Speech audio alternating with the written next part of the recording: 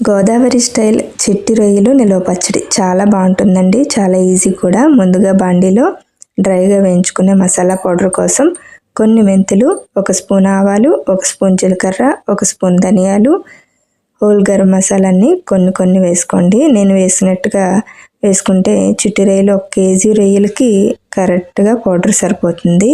ఇవి డ్రైగా వేయించుకుని స్లో ఫ్లేమ్లో చల్లార్చుకుని పౌడర్ చేసుకోవాలి. ఈ పచ్చడి చాలా బాగుంటుందండి. ఒకసారి మీరు కూడా ట్రై చేయండి. డీప్ ఫ్రైకి ఆయిల్ పెట్టుకుని ఆవిరికి ఉడికించుకున్న రొయ్యలు డీప్ ఫ్రై చేసుకోవాలి. ఇవి ఎర్రగా వేగిన తర్వాత ఇందులోనే అల్లం వెల్లుల్లి పేస్ట్ కూడా వేసుకుని వేయించుకోవాలి. ఇది ఎప్పుడు బ్రౌన్ కలర్లో వేగితేనే పచ్చడి ఏ నాన్ వెజ్ పచ్చళ్ళైనా నిల్వ స్టోరేజ్ ఉంటుంది. ఇది కూడా బాగా వేగాలండి. ఈ ఆయిల్లోనే కరివేపాకు కూడా వేసుకుంటే స్మెల్ అనేది నాన్ వెజ్ పచ్చళ్ళకి చాలా బాగుంటుంది. ఇలా ఎర్రగా వేగిన తర్వాత చల్లార్చిన తర్వాత ఈ కారం మసాలాలన్నీ పొడులు కలుపుకోవాలి. గరం మసాలా పౌడర్ మీరు కావాలనుకుంటే ఎక్కువ వేసుకోండి. ఈ చిట్టి రొయ్యలకి ఎక్కువ అవసరం ఉండదు, ఘాటు ఎక్కువైపోతుంది. నేను వేసుకున్న క్వాంటిటీ కరెక్ట్గా సరిపోయింది. నేను టేస్ట్ చేశాను కాబట్టి చెప్తున్నాను. గరం మసాలా పౌడర్ వేసుకొని 3 స్పూన్లు ఉప్పు, కావాలనుకుంటే మళ్ళీ వేసుకోవచ్చు.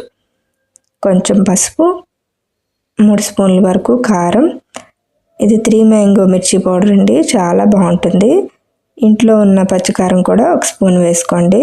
ఘాటు సమానంగా బ్యాలెన్స్ సరిపోతుంది. ఇవన్నీ బాగా కలిపి ఈ కేజీ రొయ్యలకి అంటే ఈ మొత్తం పచ్చడికి నాకు 5 నిమ్మకాయలు పట్టాయండి. కరెక్ట్గా సరిపోతుంది. కావాలనుకుంటే మనం 3 రోజుల తర్వాత చూసుకుని నిమ్మకాయ, ఉప్పు, కారం కూడా వేసుకోవచ్చు.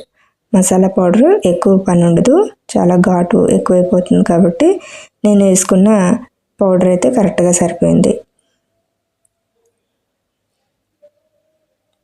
ఇదంతా ఒక 5 నిమిషాలు పక్కన పెట్టుకున్నాక నిమ్మరసం కూడా కలిపేసుకుని స్టోరేజ్ చేసుకోవడం.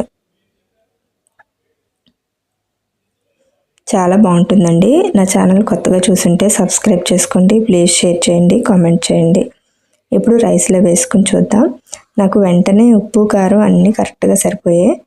మీరు కూడా ఒకసారి ట్రై చేయండి. Thank you for watching.